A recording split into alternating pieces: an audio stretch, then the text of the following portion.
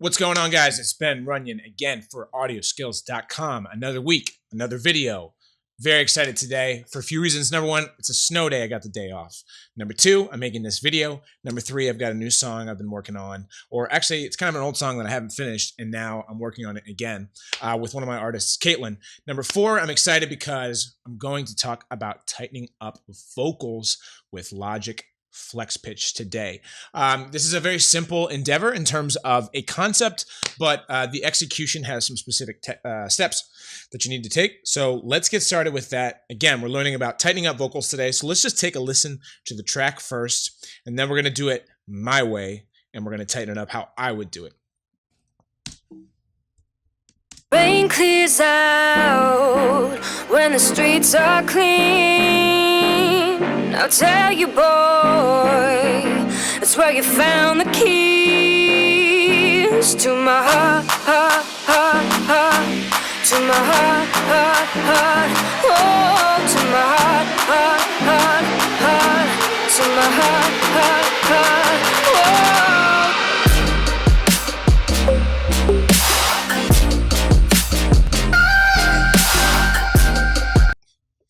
Okay, my computer froze for a second. That's fine because I'm really stoked about this track. I've kind of sent it in a completely different direction. It started out as a much more minor feeling song, and it is in fact in C minor, but those chords kind of sound a little bit more uplifting. So I'm really excited about that. In any case, that's not the point of this video. The point of this video is hopping right into vocal timing correction. So let's listen to the vocal together and see if we can kind of point out together which part needs some help. And I think if you listen to it the first time, you probably heard it. But if not, we're going to get into it right now. So I'm going to just solo out the vocals, and I'm going to put on the metronome, and you're going to hear a shit ton of delay and reverb. So that's fine. So just relax and deal with it for now. Rain clears out when the streets are clean. I'll tell you, boy, that's where you found the keys to my heart,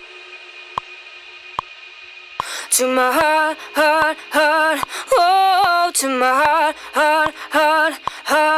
to my heart, oh. So if you didn't know, the vocal issues are right there with the "in my heart" lyric. Now, the reason why it's a problem is not because it's necessarily wildly out of time, but for the musical genre that I'm dealing with right now, pop electronic music, we need to have a very tight ship here.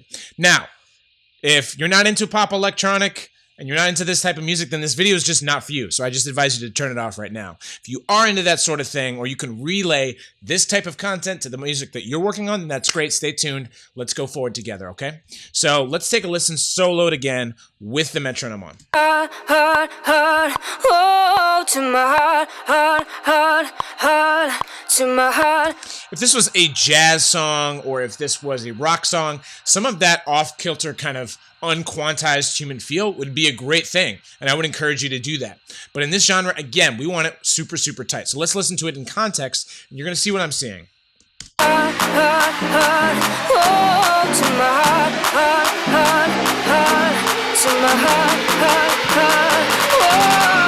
All right, so you can see that some of that lazy timing, and I don't mean lazy as in the singer is lazy, she's great, it's her personal style. Some of this lazy timing in contrast to the song we are working on may need some addressing. So first things first is you'll see with this vocal, the first thing I did to try to address that timing issue was I just tried to cut out the word heart and repeat it on a much more quantized basis. So here's what I'm talking about here.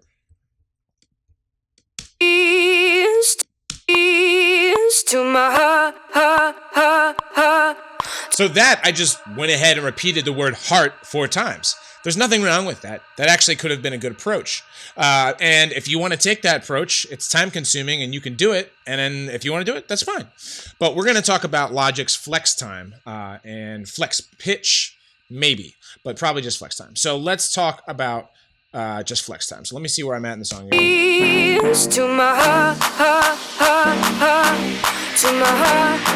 I'm going to talk about this section right here. So if I double click on the region, it's going to pull up the editor here, and you can see the specific region I'm dealing with. And just again,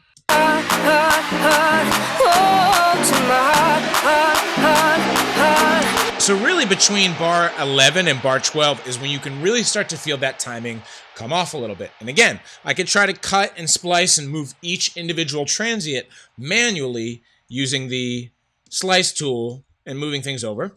And sometimes that approach is appropriate. But right now, again, I'm going to go back and I'm going to use Logic's flex time.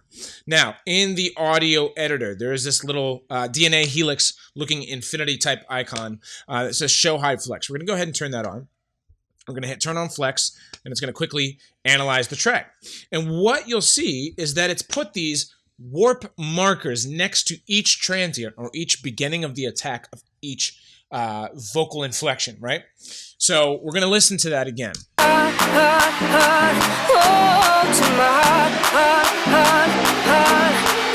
And while you're listening to that, and while that audio is playing back, you can start to actually pick up where these transients maybe should be moving forwards or back. But you'll notice if I grab one of them, what's it doing to the rest of them? It's moving every other transient. So if you only want to move one, you kind of have to build a little wall around it, like so. And then you'll see that it only moves inside those confines unless I push against that other warp marker. Pretty cool and very helpful to what we're doing here. So I'm going to eyeball it real quick. And I feel like that third heart is out. It's possible that it should be a little bit later. So let's try that. So the first one I'm okay with. So I'm going to anchor that by clicking on it. But I'm going to move this one over. And oops, let me anchor that as well. That's what I'm looking for. So let me try to manually go through this piece by piece. You're going to see how I work. Just watch what I do. And if you get confused, go back, listen to it, watch what I did, and see the relationship. Go ahead and...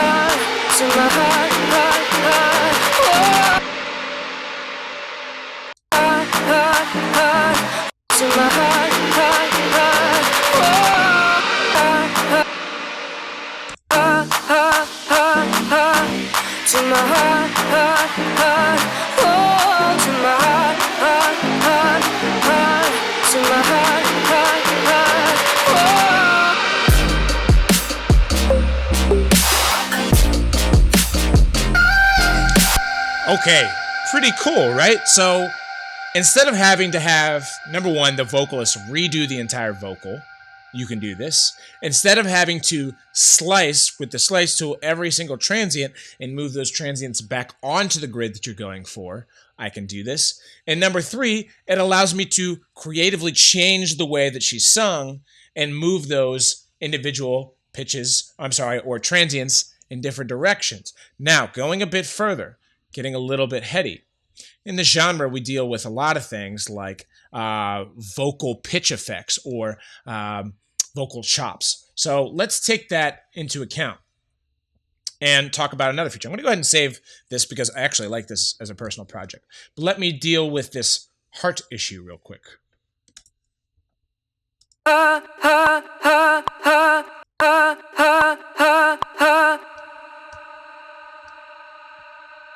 Vocal pitching. There's a few ways to do this in Logic, and here's two ways. And this has to do with this video because I feel like if you're dealing with this genre, then you're probably interested in this anyway. So let me give you a little kind of +1 tip here at the end of the video. I want to do hard. 1, 2, 3, 4. So I want to pitch this up. So number one, if I open up the inspector and open up the region section, I can transpose it. So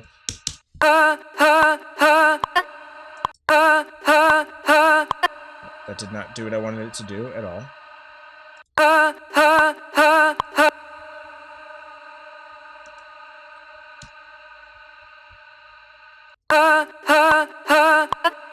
So that doesn't do what I want it to do. It's speeding it up so much that it's slowing it down naturally, kind of like a vinyl would. So this is another job for flex time. So I'm going to join these together.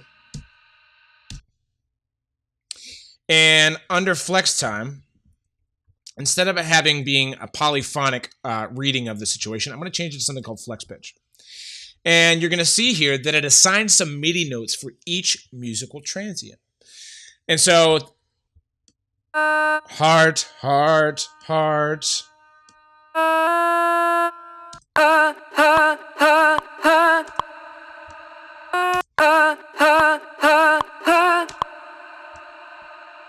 Wow, I can change the vocal. Not only that, I can actually remove some of the vibrato from that individual note.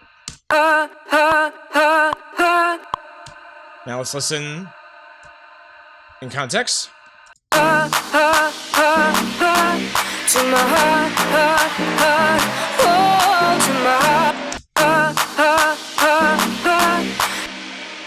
Or if I wanted to get more extreme with it.